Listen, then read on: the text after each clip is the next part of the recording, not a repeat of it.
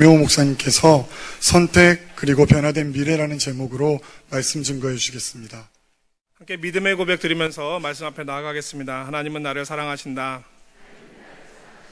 하나님은 내 인생에 크고 비밀한 계획 가지고 계신다. 하나님 오늘도 나와 동행하셔서 그 계획 이루어 주신다. 아멘. 그렇게 될 줄로 믿습니다. 우리가 잘 아는 시편 1편 말씀에는 세상에 악인과 의인이 있으며 또한 그들은 각자가 가는 인생 길이 다르고 그 길이 다른 만큼 인생의 끝도 다르다라고 말씀하고 있습니다. 시편 1편 6절 말씀입니다. 무릇 의인들의 길은 여호와께서 인정하시나 악인들의 길은 망하리로다. 우리는 흔히 의인, 악인이라고 생각하면 행실이 올바르면 의인이라고 생각하고 행실이 나쁘면 악인이라고 생각을 하는데 성경이 말하는 의인과 악인은 다릅니다. 성경에서 말하는 의인과 악인의 기준은 우리의 행실이 아니라 하나님이기 때문입니다. 그래서 누군가의 인생에 하나님과 함께하는 사람은 의인이요 하나님 없이 살아가는 사람은 악인입니다. 또 이렇게 말하면 어떤 사람들이 그럼 행실이 나빠도 하나님만 믿고 신앙생활하면 그 사람은 의인이겠네요 라고 말할지 모르겠습니다. 여기에는 전제가 있습니다. 누군가의 인생에 정말로 하나님이 들어가 계시면 그 사람은 하나님을 닮아갑니다. 죄를 미워하시는 하나님처럼 그 사람도 죄를 미워하게 되고 사랑이 많으신 하나님처럼 또 그도 사랑이 많아지게 됩니다. 따라서 정말로 하나님과 동행하는 사람, 정말로 그 인생에 하나님이 있는 사람은 행실도 악할 수 없습니다. 그러니 오늘 말씀에서 의인을 하나님이 계신 사람, 하나님과 동행하는 사람이라 보고 악인은 하나님과 상관없이 사는 사람, 하나님 없는 인생이라고 보아도 무방할 것입니다. 그런데 한번 의인이면은 그 사람은 계속 의인으로 살고 또 한 번 악인이 되면 그 사람은 계속 악인으로 살게 될까요? 다시 한번 생각해 본다면 의인이었던 사람은, 하나님과 동행하는 사람은 끝까지 의인으로 하나님과 동행하며 살고 악인이었던 사람은 하나님과 끝까지 등지고 상관없이 살아가는 삶을 살까요? 성경은 이에 대해서 그렇지 않다라고 대답을 하고 있습니다. 에스겔서 18장 26절에서 27절입니다. 만일 의인이 그 공의를 떠나 죄악을 행하고 그로 말미암아 죽으면 그 행한 죄악으로 말미암아 죽는 것이요 만일 악인이 그 행한 악을 떠나 정의와 공의를 행하면 그 영혼을 보전하리라. 에스겔서 말씀은 의인과 악인이 얼마든지 뒤바뀔 수 있다라고 말씀합니다. 전에는 의인이었다가도 의를 버리고 악을 행하는 사람을 하나님께서는 의인이라고 하지 않고 이제 악인이라고 하시며 악인이 받을 멸망을 그에게 주시고 그 사람이 악인이었다 하더라도 이젠 악을 버리고 의를 선택하여 살아간다면 하나님은 그 사람을 더 이상 악인이라고 하지 않고 의인이라 하시며 의인이 받을 영생을 주신다라고 말씀합니다. 결론적으로 봐서 의인과 악인은 과거에 그 사람이 어떠하였냐에 달려있지 않습니다. 바로 오늘을 어떻게 살아가는가에 따라 달라집니다. 사랑하는 성도 여러분, 우리에게도 과거는 더 이상 중요하지 않습니다. 우리가 과거에 경건하게 살았다고 해서 우쭐할 것도 없고 우리가 조금 문란하게 또한 살았다고 해서 위축될 것도 없습니다. 우리는 과거가 아니라 지금이 중요합니다. 오늘의 삶에 따라서 우리의 미래는 얼마든지 달라질 수 있기 때문입니다. 우리 중에는 과거에 뜨겁게 믿었으니 미래에도 그 믿음이 계속해서 있으리라고 낙관하는 분들이 많이 있습니다. 물론 여러분들의 그 과거의 믿음이 있었기 때문에 오늘의 이 믿음이 있을 것입니다. 하지만 오늘 믿음을 지키지 아니하고 오늘 우리의 믿음이 뜨겁지 않다면 우리의 미래의 믿음은 장담할 수가 없습니다. 우리의 신앙생활은 지금 내가 어느 길에 서 있는가에 맞춰서 봐야지 내가 과거에 가졌던 영광, 헌신, 열정 여기에 붙들려 있으면 안 됩니다. 우리는 지금 내가 살아계신 하나님과 동행하고 있는가, 과거가 아니라 오늘 내가 하나님과 동행하는 의인의 길을 걷고 있는가 여기에 주목해야 합니다. 그래야 오늘에 따라서 우리에게는 악인의 미래가 아니라 의인의 미래가 주어질 것이기 때문입니다.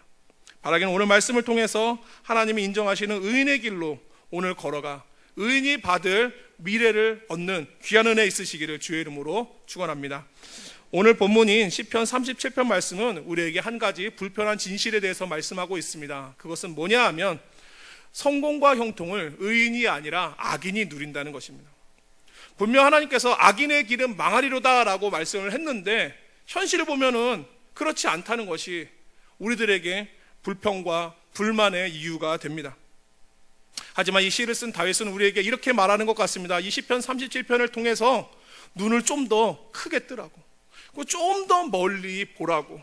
그러면 지금 당장은 악인이 형통하는 것 같고 그들의 영원히 흥왕할 것 같이 보이지만 결국에는 하나님께서 의인을 승리하게 하실 거니까 악인 부러워하지 말고 끝까지 의의 길을 가라고 그렇게 말씀하고 있습니다. 이것을 다윗이 27절에서 한 문장으로 아주 잘 명료하게 요약을 했습니다. 시편 37편 27절 말씀입니다. 악에서 떠나 선을 행하라. 그리하면 영원히 살리니. 그리고 그렇게 살아야 될 이유에 대해서는 28절과 29절에서 이렇게 얘기합니다. 악인의 자손은 끊어질 것이다. 그러나 의인은 땅을 차지하고 영원히 산다. 여기서 지금 자손과 땅을 얘기했는데 여러분 아시는 것처럼 자손은 하나님께서 아브라함에게 미래를 약속하실 때 주셨던 말씀이고, 땅은 출애굽한 이스라엘 백성들에게 미래를 약속할 때 주셨던 말씀입니다. 즉 자손과 땅은 다 미래에 대한 약속을 다루고 있다는 점에서 우리는 이 말씀을 이렇게 볼 수도 있습니다. 악인의 미래는 끊어질 것이고 의인의 미래는 영원할 것이다. 여러분 정말로 악인의 길을 가면 미래 끊어질까요? 그리고 정말 의인의 길을 가면 하나님께서 약속하고 보장해 주실까요?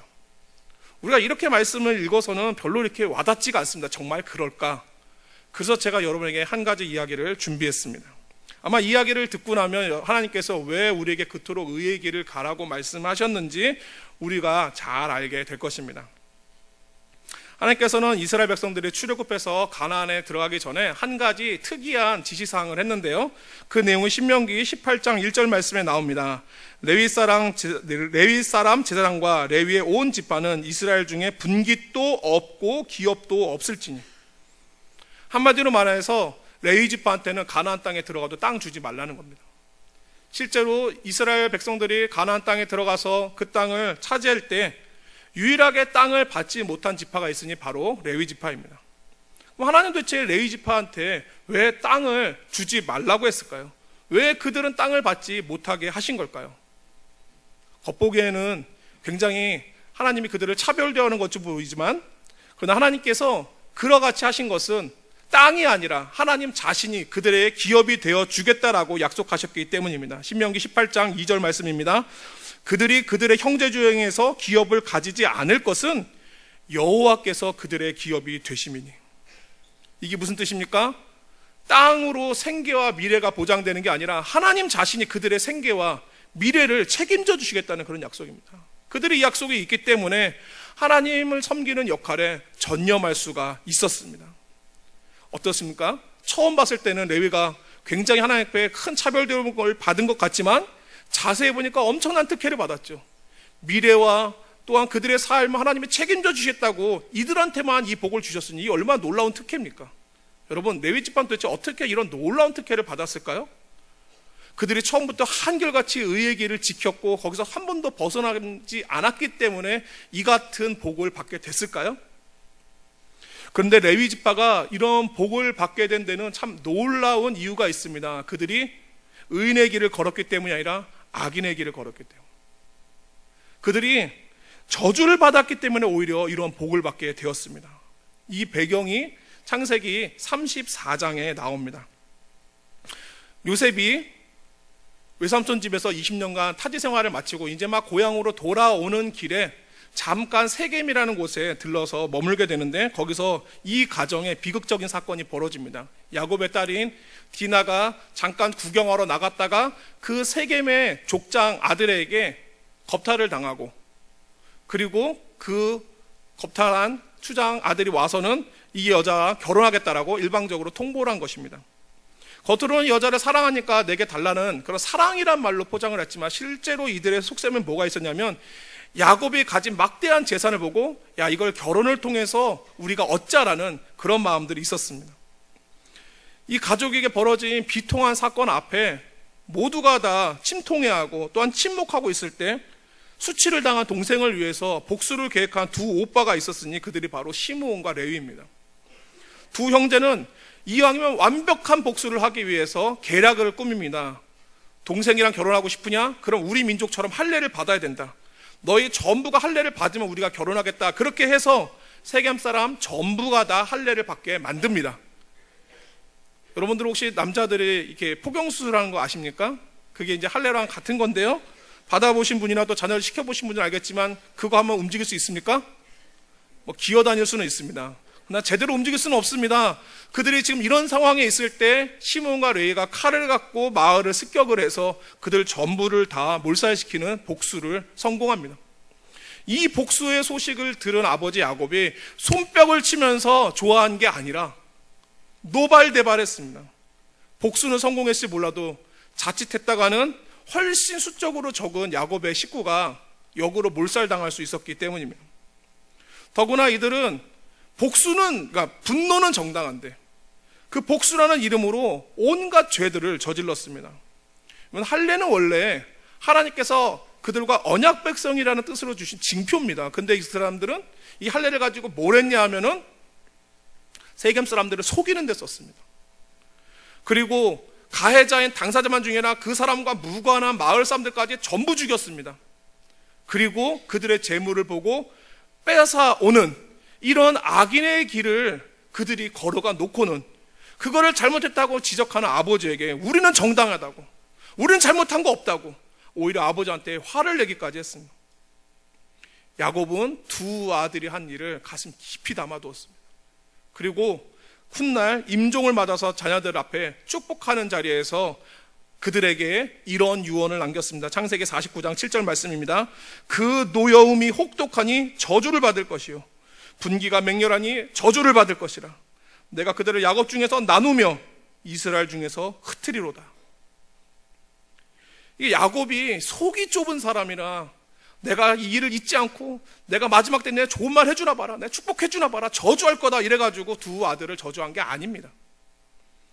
지금 시몬과 레위가 어느 길에 있는지 깨닫게 해주려고 하나님께서 야곱의 입을 빌어서 그들에게 말씀해 주신 겁니다. 만약 이 시몬과 레위가 의의 길에 있다면 다른 형제들이 다 축복받을 때 그들도 똑같이 축복받았을 겁니다. 그런데 왜 이들만 저주를 받았는가? 이들은 악의 길에 있었기 때문입니다. 특별히 하나님은 시몬과 레위에게 나눠지고 흩어지는 저주를 내리셨는데 이것은 그들이 다시는 모여서 힘쓰지 못하게, 그리고 그들이 형제들 가운데 힘이 없는 미미한 존재로 살다가 그저 그런 존재로 살다가 흩어지라고, 사라지라고 그렇게 말씀하신 것입니다. 사랑하는 성도 여러분, 하나님은 사랑의 하나님이시라는데 그의 언약 백성들에게 축복이 아닌 이런 저주를 내린 것을 이해할 수 있습니까? 우리는 사랑의 하나님이라면 저주하면 안 되고 축복하고 잘되게 빌어줘야 한다고 생각을 합니다. 물론 맞습니다. 하지만 여러분, 뭐가 진짜 사랑입니까?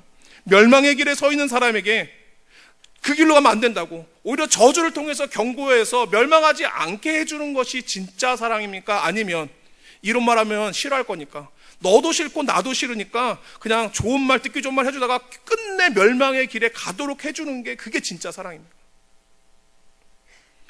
야곱을 한번 생각해 보세요. 야곱이라고 저주하고 싶었겠습니까? 그래도 아들인데, 우리가 흔히 10손가락 깨물어서 안 아픈 손가락 없다고 하는데 아무리 잘못했어도 아들인데 이왕이면 다른 아들들이랑 똑같이 그들도 축복해주고 싶지 않겠습니까?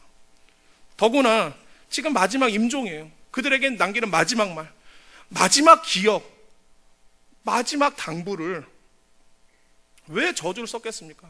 지금 말해주지 않으면, 아버지가 말해주지 않으면 누구한테도 듣지 못할까봐, 계속 그렇게 가다가 멸망할까봐 그 마지막에 그들에게 남기는 말을 아들들아 돌이켜라, 그렇게 하라고 이 저주를 남긴 것입니다. 우리가 때로는 가족이라서 또는 가까운 사이라서 잘못하고 있는 걸 뻔히 알면서도 잘 말하지 않고 지나가고, 또 그렇게 조용히 지내는 것을 사랑이라고 오해하는 경우가 많이 있습니다. 우리 가족 중에 그런 사람들 있죠. 저 성질 저 죽이지 않으면 저러다 정말 큰일 나지. 그러니까 얘기 한번 해주고 싶은데 성질 죽이라고. 근데 그렇게 말하면 승질을 또 내니까 말하지 못하고 쿡 참고, 저 술 끊어야 되는데 정말 저러다 큰일 나지. 저 욕심 저거 내려놔야 되는데 저러다 정말 큰일 나지. 얘기해줘야 되는데 또 그렇게 말했다가 불편해질까 봐. 하나님께 빨리 돌아와야 되는데 저러다가 하나님 만나지 못하고 세상 떠나면 큰일 나지. 얘기해야 되는데 이렇게 얘기하면 쌈나고 불편하고 부딪힐까 봐 말하지 않고 그냥 알아서 하겠지. 때 되면 알겠지. 우리가 그렇게 넘어갈 때가 얼마나 많이 있습니까? 여러분, 그게 사랑입니까? 그 길의 끝이 어떻게 될지 우리는 뻔히 아는데 그 길 가도록 가만히 놔두는 게 정말 사랑입니까? 물론 그렇게 말씀하지 못하는 이유가 그 사람들이 어떻게 반응할지를 뻔히 아니까 말하면 걱정되고 두려워서 못하신 줄 잘 압니다. 하지만 우리가 정말로 그들을 사랑한다면 말해줘야 됩니다. 그들을 정말로 살리고 싶고 그들을 정말로 얻고 싶다면 그 길 가지 말라고, 돌아오라고 말해주는 게 그게 진짜 사랑의 방법입니다. 하나님께서 야곱의 입을 빌어서 시몬과 레위를 저주하신 것도 니네 인생 망하라고, 정말 그들을 미워하기 때문에 저주했을까요? 그들을 아직도 사랑하기 때문에 그 길 가지 말라고, 생명의 길로 돌아오라고 그 저주를 주신 것입니다. 그러니 사랑하는 사람들에게 우리가 이렇게 담대히 말할 수 있었으면 좋겠습니다. 악의 길을 떠나 의의 길로 돌아서라고.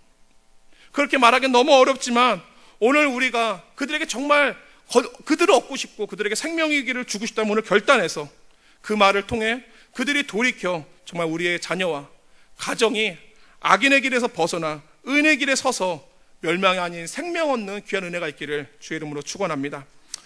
시몬과 레위가 이제 그들이 한 행동대로 나눠지고 흩어지라는 그런 저주를 받았고 실제로 또 이스라엘 백성들 가운데 나눠지고 흩어지게 되었습니다. 그런데 시몬과 레위는 이렇게 똑같이 저주를 받았는데 나중에 보면은 결과적으로 레위는 축복받습니다. 그런데 시몬은 그대로 저주가 남습니다. 왜 이런 일이 벌어졌는가? 그들의 선택이 달랐기 때문에 그들의 미래도 달라지게 되었습니다. 이제 이 내용은 이제 광야 생활을 살펴봐야 됩니다. 출애굽한 이스라엘이 시내산에서 하나님과 언약을 맺었죠. 이스라엘은 하나님만 섬기기로 하고 하나님은 그들을 백성 삼아주기로 약속을 하고, 그래서 하나님께서 이제 백성된 이스라엘에게 하나님 백성이 지켜야 될 법과 규칙을 알려주려고 10계명을 주십니다. 여러분, 10계명 첫 번째 계명이 뭐죠? 너무 오랜만에 생각해봐서 잘 기억이 안 나시죠? 첫 번째 계명이 나 이외에 다른 신을 네게 두지 말라. 그럼 두 번째 계명은 뭡니까?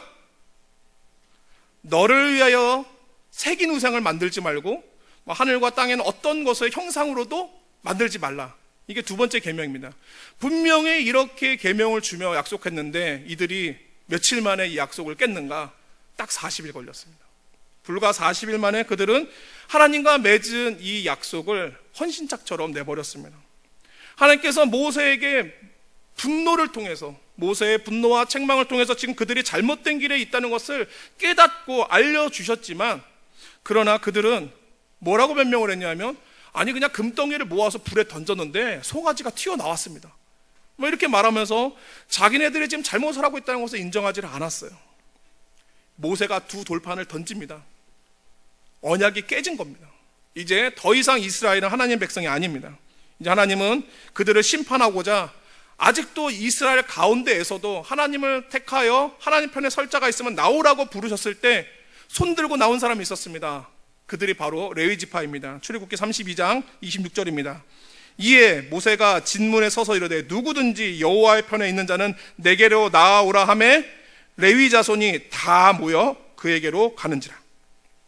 레위 지파는 하나님을 선택을 했습니다. 그러자 하나님도 레위 지파를 선택을 해서 이 병든 이스라엘 가운데 죄락이라는 이 썩은 환부를 도려내는 수술을 레위 지파한테 맡기십니다. 그래서 이날 레위 지파는 그들의 칼로 그들의 형제, 동족, 친척들을 3,000명이나 죽여야 했습니다. 이스라엘 백성들은 잘못된 길에 가 있는 걸 알면서도 그들의 인정에 이끌려서 차마 거기를 벗어나지 못하고 계속 거기에 머물러 있었는 것에 반해서 레위는 비록 거기에 자기의 친척, 형제, 친구들이 있으나 하나님 편에 서는 것이 옳음을 그들은 알고 단호히 그 길을 선택했기 때문에 하나님께서는 레위 지파에게 복을 약속해 주십니다. 근데 복을 받았단 말이죠. 근데 그 전에 받았던 그럼 저주는 어떻게 됩니까? 이제 복 받았으니까 저주는 어떤 게 될까요? 하나님은 하신 말씀은 반드시 이루시는 분이기 때문에 흩어짐은 피할 수 없습니다. 그들은 결국 다시 다 흩으십니다. 대신에 모든 것을 합력하여서 선으로 바꿔주시는 하나님께서 이들의 흩어짐이 저주가 아니라 축복으로 바꿔서 흩어 보내십니다. 여호수아 18장 7절 말씀입니다. 레위 사람은 너희 중에 분깃이 없나니 여호와의 제사장직분이 그들의 기업이 됨이며. 이스라엘 곳곳에 흩으시기는 하는데 흩으시는 가운데 그들에게 제사장직분을 줘서 흩어 보내시는 겁니다. 이게 무슨 역할인가? 여러분, 음식이 썩지 않게 하려고 우리가 음식에다가 소금을 쫙 뿌리면 부패가 방지가 되죠.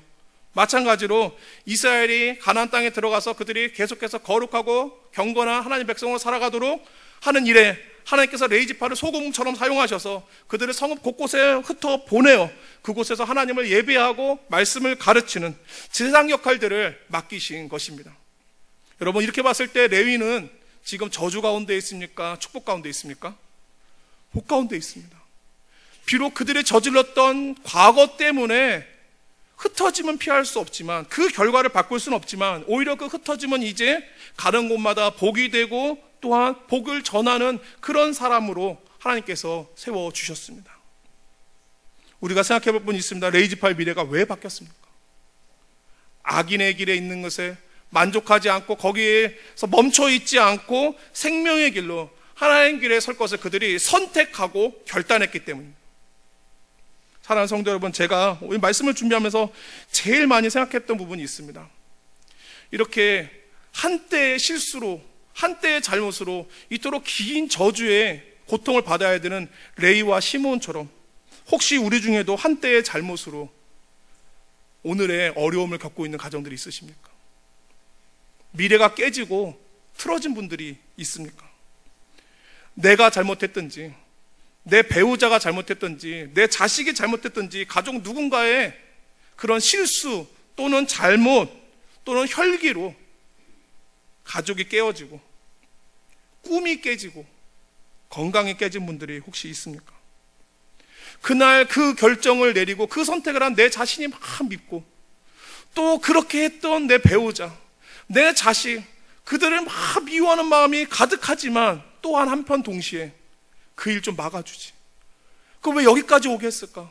그 피하게 좀 해주면 안 됐을까? 꼭 이 지경까지 가도록 하셨을까 하면서 하나님에 대해서도 원망하고 불신이 가득한 분들은 혹시 없습니까? 저는 그런 마음 있는 분들이 오늘 이 레위지파의 선택에 주목했으면 좋겠습니다. 비록 그들도 잘못했습니다. 그래서 하나님 앞에 저주받아야 했습니다. 그런데도 그들은 놀랍게 하나님 편을 선택하는 거, 어떻게 이게 가능했을까? 그들은 믿었습니다. 하나님이 우리를 미워해서 저주한 게 아니라고. 주께서 인생으로 고생하게 하시며 근심하게 하심은 본심이 아니시라고. 잘못된 길로 계속 가면 결국엔 멸망한다는 것을 알려주려고 그렇게 하셨다고. 하나님을 선택하면 언젠가 하나님 다시 우리 가정 가운데, 우리 가문 가운데 회복 주실 것이라고 그들은 믿었던 것입니다. 아마 제 추측컨대 레위는 저주를 받은 그날 이후로 자기 안에 치밀어 오는 분노와 절망 또 이런 것들을 애써 부여잡고 그 흔들리는 마음을 움켜쥐고 계속해서 믿음 가운데 살려고 애쓰며 또한 그가 믿음 가운데 살려고 하는 그 마음과 모습을 자녀들에게 가르치며 살게 했을 것 같습니다. 제가 이렇게 추측하는 게 무리는 아닙니다. 왜냐하면 모세와 그의 자손, 그러니까 모세와 그의 가족들이 전부 다 레위지파이기 때문입니다. 그들에게 하나님에 대한 신뢰 그리고 믿음이 가르쳐지지가 않았으면 어떻게 400년 뒤에 그 레위의 후손들이 믿음으로 모세를 숨기고 또 어떻게 400년 뒤에 그들이 광야에서 모두가 다 하나님을 따르지 않으려고 할 때 그들이 담대하게 손들고 하나님 편에 설 수 있었겠습니까? 히브리서 11장 23절 말씀입니다. 믿음으로 모세가 낳았을 때 그 부모가 아름다운 아이임을 보고 석 달 동안 숨겨 왕의 명령을 무서워하지 아니하였으며. 이 믿음의 주체가 누굽니까? 모세의 부모예요. 모세의 부모가 믿음으로 모세를 숨긴 이 결정 어떻게 할 수 있었겠습니까? 그의 조상이, 그의 부모가, 그의 대대로 그 가문이 믿음에 대해서 가르치고 알려줬으니 그 400년 뒤의 후손들도 믿음으로 살고 선택하는 것을 보게 됩니다. 결론적으로 레위 지파는 신앙 한탕주의로 미래가 바뀐 게 아닙니다. 그날 하나님 편에 줄 한번 잘 섰더니 하나님의 인생 확 바꿔주시는 그 대박, 인생 대박 난 거 그런 거 아닙니다. 그들은 이미 오랜 시간 동안에 지울 수 없는 상처 같은 그 저주를 안고서도 여전히 하나님 경외하며 여전히 하나님 믿으면서 그렇게 살아왔던 시간이 있습니다. 그 시간이 있었기 때문에 결정적인 사건을 만났을 때도 그들은 망설임 없이 단호하게 하나님 편을 선택할 수 있었던 것입니다. 그래서 오늘 본문인 시편 37절은 우리에게 이렇게 가르칩니다. 시편 37편 34절입니다. 여호와를 바라고 그의 도를 지키라. 그리하면 네가 땅을 차지하게 하실 것이라. 악인이 끊어질 때 네가 똑똑히 보리로다. 사랑하는 성도 여러분, 하나님이 정말로 그분의 편에 서는 자에게는 저주도 복으로 바꿔주시는 변화된 미래 주실 줄로 믿는다면 여러분 어떤 상황을 만나서도 그 하나님 바라보며 믿음을 지키는 성도들 되시기를 바랍니다. 비록 우리가 과거에 있었던 일들로 인해서 건강을 잃어버리고 재산을 잃어버리고 시간을 잃어버린 것들이 다시 돌아오지는 않지만 그러나 하나님은 지금도 그분을 바라보며 그분의 길을 지키는 자에겐 과거를 돌려보내준 게 아니라 전혀 새로운 미래, 우리가 할 수 없는, 우리가 해결할 수 없는 미래의 문제들을 하나님께서 준비하여 우리 가운데 만나게 해줄 줄로 믿습니다. 그러면 의의 길을 걷는 자에게 분명히 지금의 상황은 저주와 같을지라도 이 레위 지파처럼 축복의 상황으로 바꿔서 하나님이 내게 그 일을 이렇게 복되게 하셨지, 하나님 내게 이 일을 통해서 이렇게 은혜 주실 줄 몰랐지 고백할 수 있는 그런 은혜가 있기를 바랍니다. 그 일을 여러분들의 삶에서 똑똑하게 볼 수 있는 은혜가 있기를 축원합니다. 그 확신이 있으시다면 오늘 우리가 하나님 앞에 우리가 처한 상황과 또 우리가 만나고 있는 일들이 저주처럼 느껴지더라도 그 마음을 뺏기지 마시고 마음을 지키고 믿음을 지켜서 계속해서 하나님 바라보며 나아가시는 성도들이 되셨으면 좋겠습니다. 우리는 지금 하나님을 선택하는 레위의 경우를 보았습니다. 그럼 반대로 똑같은 상황에서 하나님을 선택하지 않으면 그러했던 시므온 지파는 어떻게 됐을까요? 이들은 나눠짐과 흩어짐의 저주가 그대로 이루어졌는데 그 대표적인 사건이 민수기 25장에 나옵니다. 똑같은 광야에서 레위는 하나님 편에 설 때 이 시므온 지파는 하나님 반대편에 서는 일들이 있었습니다. 광야에서 미디안 사람들이 그들의 신에게 제사하는 일에 어느 날 이스라엘 사람들을 초대를 했어요. 근데 그 중에서 참 어떤 사람들은 그 미디안 사람들의 제사에 쫓아가서 그들의 신을 예배하고 거기는 여인들과 행음하는 죄를 저지릅니다. 근데 더 놀라운 것은 그렇게 하던 사람 중에 어떤 사람이 미디안 여인을 오히려 이스라엘 진중으로 데려와서 그 이스라엘 진중에서 행음을 하다가 죽임을 당한 일이 생겼는데 그 죽임을 당한 사건의 주동자가 누구냐? 바로 시므온 지파의 수령입니다. 민수기 25장 14절 말씀입니다. 죽임을 당한 이스라엘 남자 곧 미디안 여인과 함께 죽임을 당한 자의 이름은 시므리니 살루의 아들이요 시므온인의 조상의 가문 중 한 지도자이며. 여러분 원래 지도자가 어떤 사람입니까? 자기가 이끄는 사람들이 잘못된 길을 가고 있으면 오히려 그 앞을 가로막아서 이 길로 가면 안 됩니다, 바른 길로 가십시오, 이렇게 알려주는 역할을 하는 사람이 지도자인데 오히려 이 사람이 앞장을 서서 행음을 하고 있다는 것은 뭘 보여줍니까? 시므온 지파의 영적 상황과 영적 수준이 어떤지를 보여주는 겁니다. 그러니까 리더가 이러니까 다른 지파 식구들은 어떻겠습니까? 안 봐도 뻔합니다. 이러한 영적 수준의 결과가 이어지는 바로 뒤에 나오는 민수기 26장의 두 번째 인구조사에서 분명히 드러납니다. 원래 첫 번째 인구조사에서 시므온 지파가 몇 명이었냐면 5만 9천 명이었습니다. 근데 이 간음에서 시므온 지파 수령에 처벌받는 사건 바로 뒤에 나오는 두 번째 인구조사에서 시므온 지파가 몇 명으로 계수가 되냐? 2만 2천 명입니다.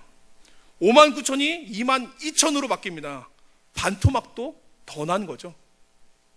왜 그렇게 됐을까요? 답은 간단합니다. 악인의 자손은 끊어지리로다. 여러분, 이래서 하나님의 말씀이 무서운 것입니다. 하나님은 그 하신 말씀을 반드시 이루시기 때문입니다. 땅이 없이 흩어졌지만 하나님이 친히 기업이 되어주신 레위 지파와 달리 시몬 지파는 땅은 얻습니다. 그런데 이 땅을 어디서 얻느냐? 그들의 자기 땅이 아니라 유다 지파한테서 이 땅을 얻습니다. 여호수아 19장 9절 말씀입니다. 시몬 자손의 이 기업은 유다 자손의 기업 중에서 취하였으니. 왜 이렇게 됐을까요?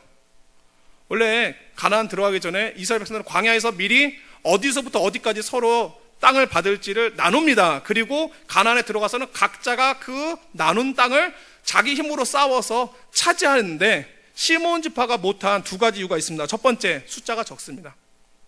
두 번째, 더 큰 이유인데 믿음이 없습니다. 그래서 땅을 얻지 못하고 있으니까 숫자도 많고 믿음도 좋은 레위 지파가 싸워 이겨서 얻은 땅을 형제가 기업이 없으니까 안쓰러워서 이거 가지세요 해가지고 그래서 받은 거예요. 그게 시몬 지파의 땅입니다. 이처럼 믿음이 없이 살았던 이 시몬 지파는 이스라엘 역사 이후로도 거의 존재감이 드러나지 않습니다. 시몬 지파에서는요, 사사도 배출되지 않고요, 선지자도 배출된 적이 없습니다. 그들은 하나님 나라에 아무런 공로가 없습니다. 그러다가 나중에는 정말 흔적도 없이 이름도 없이 다 사라지고 맙니다. 악인의 자손은 끊어지지만 자손만 끊어진 게 아니라 자손과 함께 그 미래가 다 끊어져 버립니다. 혹시 어떤 분들이 생각할지 모르겠습니다. 레위 지파가 하나님 앞에 한 번 결정 잘해서 인생 바뀐 것처럼 혹시 시몬 지파도 그날 수령이 잘못한 거 한 번 때문에 너무 하나님께서 가혹한 벌을 준 것 아니냐? 그런데요, 시몬 지파가 이런 상황 만난 거는 이날 한 번, 그때 한 번 잘못해서 받은 게 아닙니다. 광야 생활 내내 시몬 지파는 한 번도 믿음을 보인 적이 없습니다. 믿음의 길은 서는 경우가 거의 없었습니다. 일례로 가나안 땅을 정탐하러 12정탐꾼을 보낼 때 그 12정탐꾼은 각 지파의 수령들로, 지도자들로 구성해서 보냈습니다. 그들이 정탐하고 돌아와서 가나안 땅에 대해서 말하기를 이 땅은 하나님이 주시겠다고 약속을 했으니 우리가 능히 들어갈 수 있다라고 말한 사람은 누구죠? 딱 두 사람인데 하나는 갈렙이고 여호수아입니다. 갈렙은 유다 지파고 여호수아는 에브라임 지파예요. 시므온 지파는 어디 있죠? 나머지 지파장들과 함께 같이 그 땅을 악평하고 하나님을 원망하며 저주한 일에 동참하고 있었습니다. 제가 한번 생각해 봤습니다. 둘 다 저주받았고 둘 다 똑같은 광야 생활을 하는데 왜 누구는 하나님 편에 서서 살아가고 누구는 하나님 반대편에 서서 이렇게 살아가고 있을까? 생각해 봤는데 결론은 딱 하나밖에 없더라고요. 바로 부모의 교육입니다. 레위는 그 저주라는 책망에도 불구하고 하나님에 대한 믿음을 자기 자신도 지키고 자손들에게 계속해서 가르치고 전했기 때문에 400년 뒤에도 그의 자손들은 변함없는 믿음으로 하나님을 선택하고 그래서 약속된 미래를 받는 반면에 시므온은 그 죄에 대한 저주조차도 불평과 원망으로 받아들여서 자기만 그럴 뿐 아니라 자손들에게도 계속해서 그렇게 보여주고 가르쳤더니 400년 뒤에 그의 후손들은 변함없는 불신으로 변함없는 원망으로 하나님 대적하고 살다가 결국에는 그들의 자손도 미래도 끊어지는 것들을 보게 됩니다. 사랑하는 성도 여러분, 우리는 누구나 다 행복한 미래를 꿈꿉니다. 특별히 우리가 사랑하는 자녀들에게는 더욱 그래주고 싶습니다. 그런데 오늘 말씀에 따르면 미래는 누가 차지합니까? 악인이 아니라 의인이 차지합니다. 하나님 없는 사람이 아니라 하나님 있는 사람이 차지합니다. 지금 당장은 악인이 이기는 것 같아요. 지금 그들이 모든 걸 갖고 있고 모든 힘을 갖고 있어서 그걸 가지고 영원토록 권세를 누리고 영향력을 발휘할 것처럼 보이지만 시편 30편 다윗이 우리에게 말해준 거죠. 조금만 눈을 크게 뜨고 조금만 더 멀리 보면 지금 우리가 살고 있는 이 세상에서도 하나님께서 악인들의 시대를 그리 오래 두지 않는다는 것을 여러분 보고 있지 않습니까? 우리가 요즘 뉴스들 보세요. 연극계에서, 정치계에서, 재계에서 어느 분야든지 힘 꽤나 쓰고 영향력 꽤나 갖고 있는 그 사람들의 그 권세가 정말 영원토록 가고 그들이 끝까지 그걸 잃어버리지 않을 것 같았는데 놀랍게도 그들이 갖고 있던 그것들이 끊어지고 그들의 미래가 정말 한순간에 날아가는 것들을 우리가 지금 똑똑히 보고 있지 않습니까? 하나님이 일하시지 않는 것 같은 이 세상 가운데도 하나님께서는 변함없이 일하셔서 악인은 끊어지게 하시고 의인이 그 미래와 땅을 차지하게 하신 줄로 믿습니다. 그런데 사랑하는 부모님들, 정말 우리 가정에 그리고 우리 자녀들에게 좋은 미래, 행복한 미래 주고 싶다면 다른 거 주려고 하지 마시고 하나님을 주십시오. 여러분, 나는 정말 내 자녀에게 좋은 미래 줄 수 없고 나는 그들에게 뭔가 해줄 수 없다고 우리가 울고 있을 것이 아니라, 나는 바꿔줄 수 없으니 바꿔줄 수 있는 그 하나님을 우리 자녀들이 가지도록 주십시오. 정말로 나는 바꿔줄 수 없다고 믿는다면 하나님의 말씀을 넣어주세요. 왜냐하면 그 말씀이 그들 안에 들어가 있으면 이 레위 지파들처럼 말씀이 항상 그들을 하나님 앞에 세울 것이고, 그들이 하나님 앞에 서 있기 때문에 비록 지금은 그들의 미래가 끊어진 것처럼 보일지라도 하나님께서 그들의 미래에 붙들어 주시고 열어주실 줄로 믿습니다. 그러니 그들이 말씀에 근거해서 어느 상황이든지 하나님 선택하며 의인의 길 갈 수 있도록 여러분 그 귀에다 말씀 들려주십시오. 지금 들려주는 그 말이 이쪽 귀로 들어가서 이쪽 귀로 나오는 것처럼 보일지라도 여러분 이게 정말로 헛되이 사라지지는 않습니다. 제가 또 어디서 보냐면 저희 집에서 봅니다. 저에게 남동생이 하나가 있는데 저희도 레위와 시므온처럼 한 어머님이서 똑같이 태어나서 똑같이 신앙생활하고 똑같이 주일학교하고 지금까지 잘 건강하게 살아왔는데 둘의 믿음은 좀 달라요.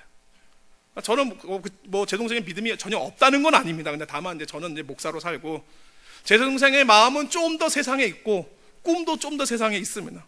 그래서 저희 그 상황을 안타깝게 여기시는 저희 어머니께서 날마다 제 동생 귀에다가 말씀을 넣어 주십니다.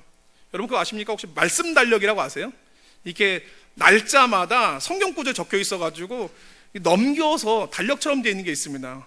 얘가 직업상 밤 늦게 들어가고 낮 늦게 나가는 그런 일을 하는데, 그러면 어머님이 이제 밥을 못 챙겨주니까 식탁에 차려놓고 성경 말씀을 못 들어줬으니까 말씀 달력을 그 앞에 놔요. 요거 읽고 가라고. 읽을까요? 그리고 자기 전에 들어오면 하나님 말씀 한 번씩 외우라고 오늘 본인이 받으신 은혜 막 얘기해 줍니다. 들을까요? 안다고, 그만하시라고, 지겹다고, 나 잘 거라고. 안 들어요. 어머님의 가슴이 속이 터지십니다. 이쪽 귀로 들어가서 이쪽 귀로 그냥 막 이렇게 샥 지나가는 것 같아요. 근데 여러분, 이쪽 귀에서 이쪽 귀로 나가는 요 중간에 떨어지는 게 있습니다. 우리가 이게 집에서 환기할 때 이쪽 창문 열고 이쪽 창문에서 바람이 샥 지나가면 아무것도 없는 것 같지만 바닥에 먼지가 가득 쌓이지 않습니까? 우리 말씀이 이쪽 귀로 들어가서 이쪽 귀로 그냥 빠져나가는 것 같은데 말씀이 쌓이더라고요. 그래서 어느 날 정말 인생의 중요한 결단과 선택 앞에서 막 고민하는 걸 봤습니다. 성도가 해도 되는 일인가? 내가 이걸 선택해도 되는 것인가? 제가 여기서 감동을 받았습니다. 하나님 말씀이 여기서 일로 지나갈 때 아무 영향력도 못 주는 줄 알았는데 그 안에 들어있구나, 쌓여있구나. 여러분, 우리 자녀에게도 이런 은혜 있기를 축복합니다. 오늘 부모님들이 교회 선생님들이 막 전해주는 말들이 일로 들어가서 일로 나가는 게 무슨 소용이 있을까? 내 소용이 있어요. 오늘의 그 결단을 통해서 오늘 그들에게 변화된 삶을 주면 그 변화된 우리의 선택을 통해서 하나님께서 우리의 미래도 변화시켜 줄 줄로 믿습니다. 그러니 우리 집안 저주받은 집이야, 우리 집은 망했어, 우린 미래가 없어, 우리는 암울하다고 그렇게 말하고 낙심하기 전에 우리의 생각과 판단 너머에까지 계획하시고 일하시는 그 하나님을 믿고 우리는 오직 마음을 붙들어 더욱 말씀을 담기로 하고 더욱 기도로 하나님 편에 서기를 다짐하는 성도님 되시기를 주의 이름으로 축원합니다. 오늘 말씀을 마칩니다. 오늘 본문인 시편 37편을 지은 다윗은 최종적으로 우리에게 이렇게 말해주고 있습니다. 의인의 미래는 평안이고 악인의 미래는 멸망이라고. 그것을 시편 37편 37절과 39절에서 이렇게 얘기합니다. 한번 함께 같이 읽겠습니다. 온전한 사람을 살피고 정직한 자를 볼지어다. 모든 화평한 자의 미래는 평안이로다. 범죄자들은 함께 멸망하나니 악인의 미래는 끊어질 것이나 의인들의 구원은 여호와께로부터 오나니 그는 환난 날에 그들의 요새시로다. 아멘. 전 이 말씀을 이렇게 봅니다. 의인의 미래를 보십시오. 잘 보십시오. 평안할 것을. 그리고 악인들의 미래 잘 봐두십시오. 그들이 끊어지는 것을. 사실 시편 30편을 지은 이 다윗은 지금 저희가 나눈 이 시몬과 레위의 이야기를 알고 이걸 염두에 두고 지은 시가 아닙니다. 근데 어때요? 들어보니까 이 오늘 말씀과 그 두 사람의 인생 이야기가 너무 잘 들어맞지 않습니까? 나중에 시편 37편 한번 처음부터 끝까지 쭉 읽어보십시오. 그러면 정말 이렇게 구구절절 탁탁 들어맞는 것을 경험하시게 됩니다. 이게 뭘 얘기하느냐? 이게 바로 하나님의 섭리라는 겁니다. 성경 전체를 관통하는 하나님의 섭리가 있으니 하나님을 바라보며 사는 의인에게는 형통과 생명을 주시고 하나님 없이 살아가는 악인들에게는 멸망과 추락이 있다는 것을 하나님께서 섭리로 정해두고 계시다는 것이 이 성경 전체를 통해서 보여주고 있습니다. 우리는 모두 살면서 실수 한 번쯤 합니다. 실패하고 넘어지고 때로는 그 결과로 인해서 괴로워하고 힘들어합니다. 하지만 우리가 그럼에도 불구하고 다시 일어설 수 있는 것은 우리는 넘어지지만 아주 엎드러지지 아니하면 하나님께서 우리를 붙들어 주시기 때문입니다. 그분이 그렇게 하실 것을 바라보고 오늘 선택하고 나아가는 자들에게 하나님께서 분명히 오늘 말씀이 약속하는 것처럼 의인들에게 그 땅을 얻게 하시는 새로운 미래 주실 줄로 믿습니다.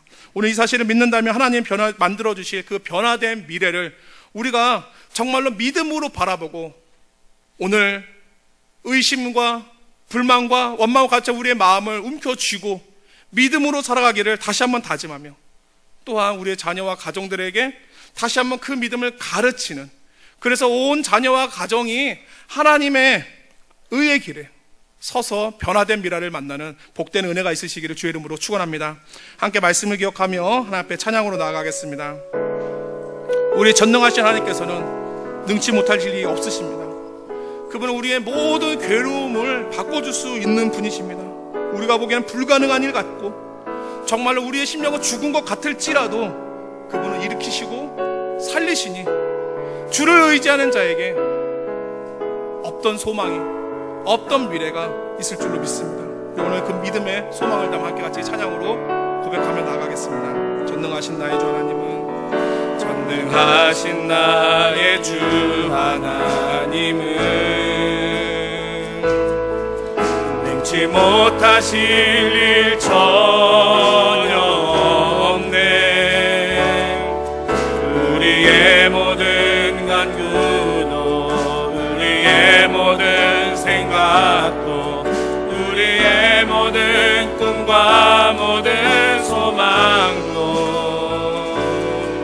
신실하신 나의 주 하나님, 우리의 모든 괴로움을 바꾸실 수 있는 분이십니다. 우리의 모든 괴로움 바꿀 수 있네.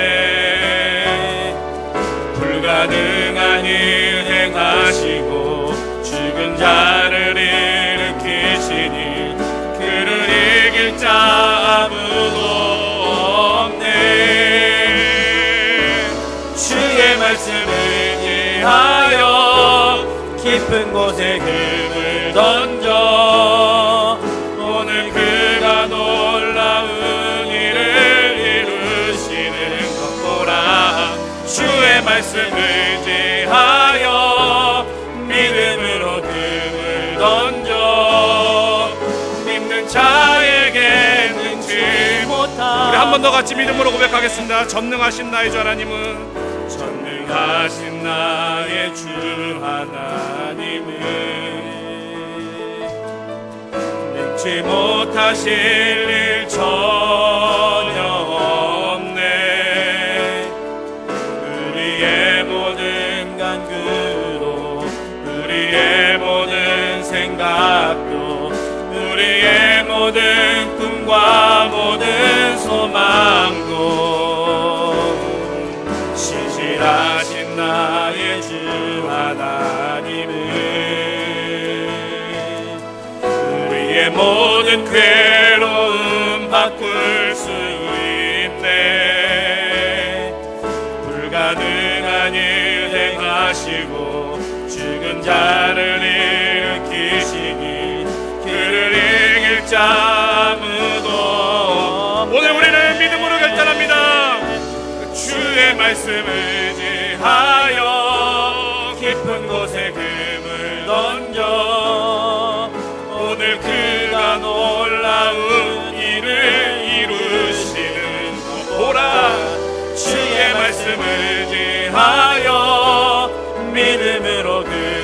던져 믿는 자에게 능치 못함 없네.